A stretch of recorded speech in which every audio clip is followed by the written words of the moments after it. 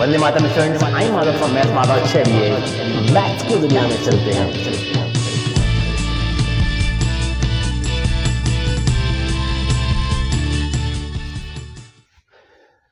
तो स्टूडेंट्स, आज का जो हमारा टॉपिक क्या है, वही प्रूविंग की सीरीज में हम लोग आगे बढ़ रहे हैं।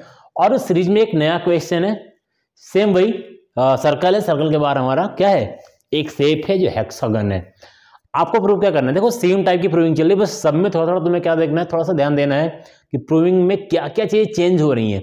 अगर इतनी बेसिक सी अगर अंडरस्टैंडिंग तुम्हारे पास है, चीजों को तुम देख पा रहे हो, समझ पा रहे हो, तो हम इसको बड़ा ही इजिली सॉल्व कर लेंगे। ठीक है, हर क्वेश्चन में मैं थोड़ा सा डिटेल में चीजें बता रहा हूं ताकि आप जो भी वीडियो देख रहे हो, क्योंकि बार बार कहने के बावजूद भी कि आप सीक्वेंस से देखो, बहुत से बच्चे सीक्वेंस चीजों को नहीं देख रहे हैं। तो आप अगर सीक्वेंस से देखोगे अच्छी बात है, अदरवाइज अगर इसको भी देख रहे हो तो ठीक है, कोशिश करूंगा कि इसको भी आप देख लो, अच्छे से समझ पाओ। देखो यहां तुम्हें गिवन है कि एक सर्कल है, सर्कल को 6 साइड जो है कहीं ना कहीं टच किया हुआ है। जैसे एक हेक्सागन है, A B C D E F, ठीक है, A B C D E F क्या है, हेक्सागन है। अब ये ए बी साइड सर्कल को पी पे टच किया हुआ है, बी सी साइड क्यू पे, सी डी आर पे, डी ई एस पर और ई एफ टी पर टच किया हुआ है।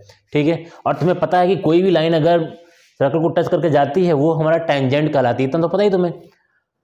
तो ये भी तुम्हारा क्या है, ए बी भी एक टेंजेंट है, पी पर टच कर रही है, बी सी भी टेंजेंट है, क्यू पर टच कर रही है, सी डी भी टेंजेंट है, आर पर touch, D E tangent, S पर टच, ई एफ भी टेंजेंट है, टी पर टच, एंड एफ ए भी टेंजेंट है जो यू पर टच कर रहा है सर्कल को। क्लियर।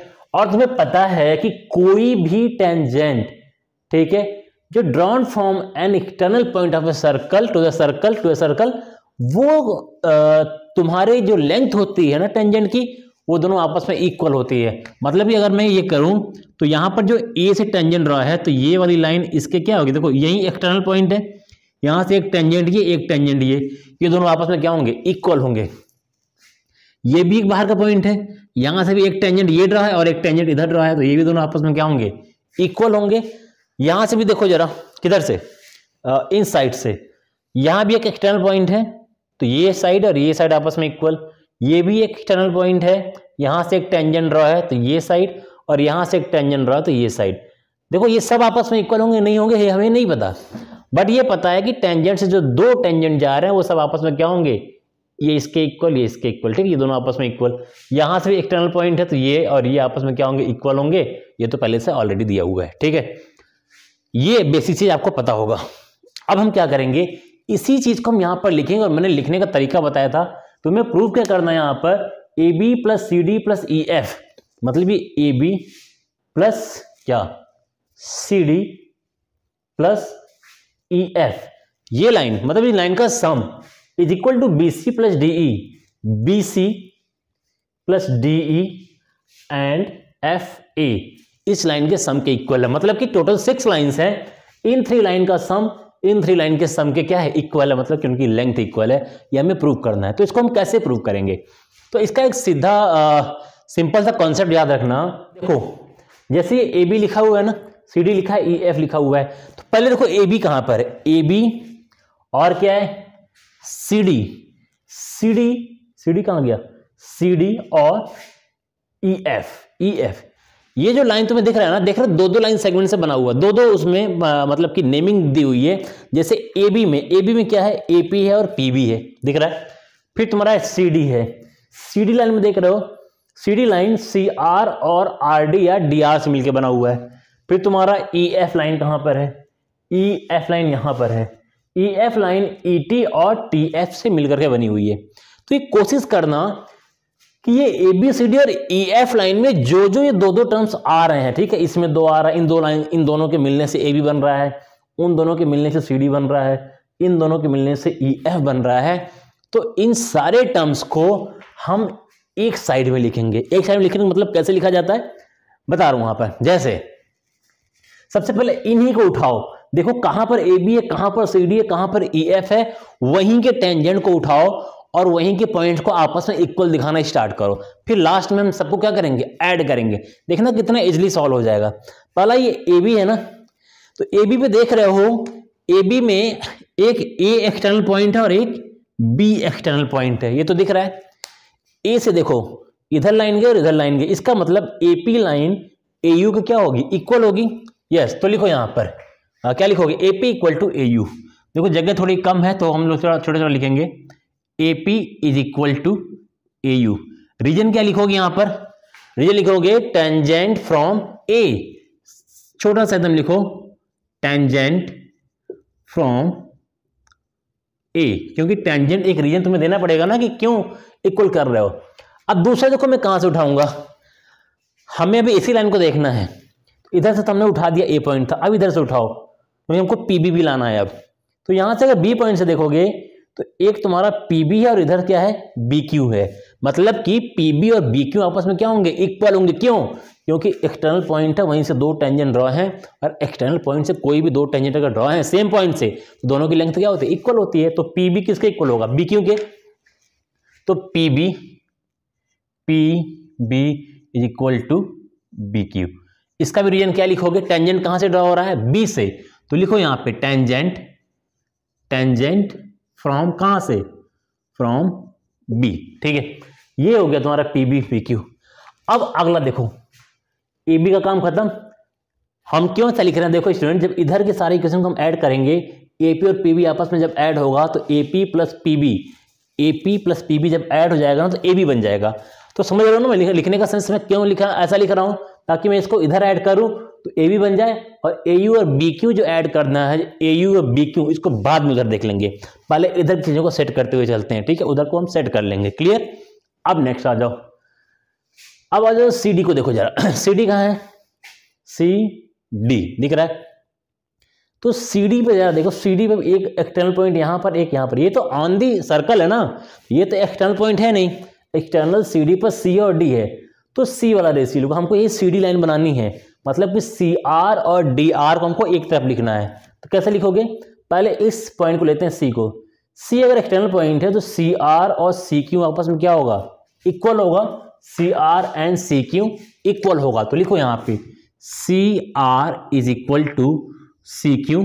टेंजेंट कहां से ड्रॉ है, CR और CQ टेंजेंट देख लो वहां पे C पॉइंट से ड्रॉ है, तो लिखो यहाँ पे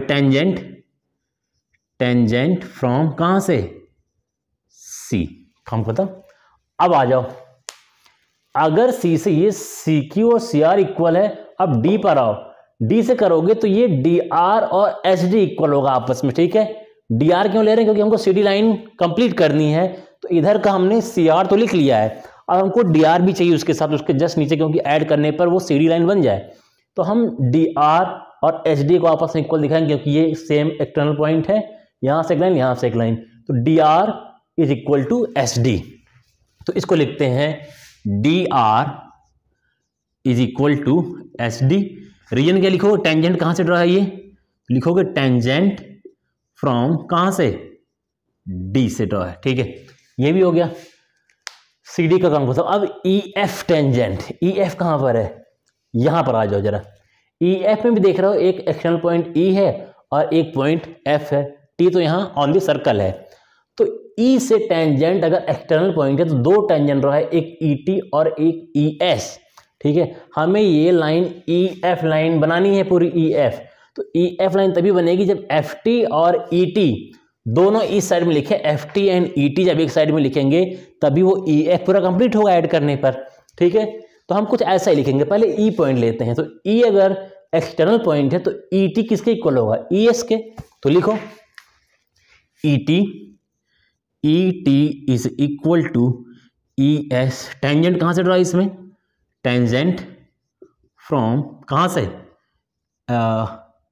E पॉइंट से। ठीक है, टेंजेंट फ्रॉम E, तो E से टेंजेंट देख लिया हमने। F से जरा देखो टेंजेंट, एक FT और एक FU है, FT एंड FU, तो हम बताओ FU इक्वल टू FT लिखें या FT इक्वल टू FU लिखें, तो हम FT इक्वल टू FU लिखेंगे। क्यों, क्योंकि देखो ET तो हमें मिल गया, हमें FU चाहिए इसी साइड में, इधर वाले सारे साइड को इक्वल एक जैसा बना के रखो यहाँ पर। ठीक है, अदरवाइज दिक्कत होगी। तो हमने क्या किया, ET और ES लिखा था, तो हम FT लिखेंगे और FU लिखेंगे, तो यहाँ लिखेंगे FT is equal to FU। Reason क्या है, टेंजेंट फ्रॉम कहां से टेंजेंट ड्रॉ है, F से टेंजेंट ड्रॉ है। हम खत्म यहां तक। अब हमारा काम खत्म है। इधर के जो पॉइंट देख रहे हो ना, B C D E F A, देखो यहां से तुमको ऐड करने पे मिलेगा। कैसे? देखो बी सी कैसे मिलेगा, ये बी सी लाइन है, बी क्यू और क्यू सी ऐड होगा। कौन कौन? B Q Q C, B Q और क्यू सी, वही सी क्यू का मतलब क्यू सी हुआ ना। इन दोनों को जैसे ही ऐड करोगे इस साइड में डी सी मिल जाएगा। डी कैसे मिलेगा? डी एस या एस डी और ई एस। एस डी कहाँ है? एस डी और ई एस, ये दोनों जैसे ही ऐड होंगे ये क्या बना देंगे? डी। और एफ ए क्या है? एफ ए में एफ यू और यू ए, यहां पर एफ यू है एंड यू ए कहो या ए यू कहो, बात एक ही है। क्योंकि ये दोनों दूर दूर, इसका मतलब थोड़ी ना कि पास नहीं आ सकते। तो इसमें हम ए यू है, एफ यू है, भले वो आगे पीछे है, एक पास ला सकते ना, पेयर तो बना सकते ना। ऐड करने के सीक्वेंस में मान लो कहीं लिखा हो 2 + 3 + 4, ठीक है, मैं चाहूँ ऐसे ऐड करूँ 3 4 5 5 and 4 9, एक सीक्वेंस है 2 और 3 5 5 4 9, ऐसे भी ऐड कर तब भी 9 आएगा। मान लो मैं डायरेक्ट यहाँ उछल जाऊँ, 2 से पहले 4 को ऐड कर लूँ मैं, 4 और 2 6, 6 और 3 9, तब भी 9 आएगा। चाहे मैं ऐसे करूँ 3 और 2, इसको इधर ऐड करूँ, कैसे भी ऐड करोगे, जब सारे साइन प्लस में है तो तुम किसी भी चीज का पेयर आपस में बना सकते हो।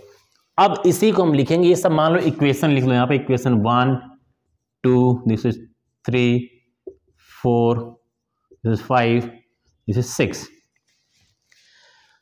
अब लिखो यहां पर एक स्टेटमेंट लिखो, एडिंग, अरे कैसा हो गया, एडिंग इक्वेशन 1 + 2 + 3 + 4 + 5 + 6। अब देखो ऐड कैसे करना है इसको ध्यान रखना, ठीक है। कैसे ऐड करते हैं, लिख दो, इधर के सारी वैल्यू को इधर लिखो और इधर के सारी वैल्यू को साइड में लिखो। चलो लिखते हैं AP + PB। थोड़ा मैं छोटा लिख रहा हूं, वीडियो में क्लियर दिखेगा। AP, देखो इधर की सारी वैल्यू मैं एक साथ ऐड कर रहा हूं, AP + PB + CR + DR + ET FT, ET + FT लिख सकते हैं ना ऐसे करके। और उधर की मैं एक तरफ ऐड कर रहा हूं इक्वल टू, देखो थोड़ा लंबा जा रहा है उधर, AU BQ CQ, AU + BQ + CQ + CQ हो गया SD ES, SD + ES + FU, FU, ठीक है। हमें ऐड करना है, तो ऐड करने दो तरीका है, डायरेक्ट तुम लिख दो, ये भी तरीका है। एक तरीका ये है कि यहाँ से पेयर बना के लिखते हैं। कैसे पेयर बना के लिखते हैं, हमने क्या किया, इन दोनों को पता है AP और PB मिलाने पे क्या बनेगा, AP और PB मिलाने पे AB बनेगा। तो थोड़ा सा सुंदर दिखता है ना, जानना खुश हो जाता है, तो हम ऐसे कर देते हैं, पेयर बनाते हैं। ये दोनों हैं, हम लिखते हैं AP + PB को ब्रैकेट में कर लिया ऐसे, फिर इसको प्लस लगाया यहाँ पे, CR DR, CR and DR मिला, कहाँ गया CR DR, तो CD बन गया। तो CR DR को एक अलग ब्रैकेट में लिख दिया हमने, CR + DR, CR DR, PR ना हो जाना, ये PR हो गया, DR चाहिए, ठीक है। प्लस इसको ब्रैकेट में करो, ET + FT।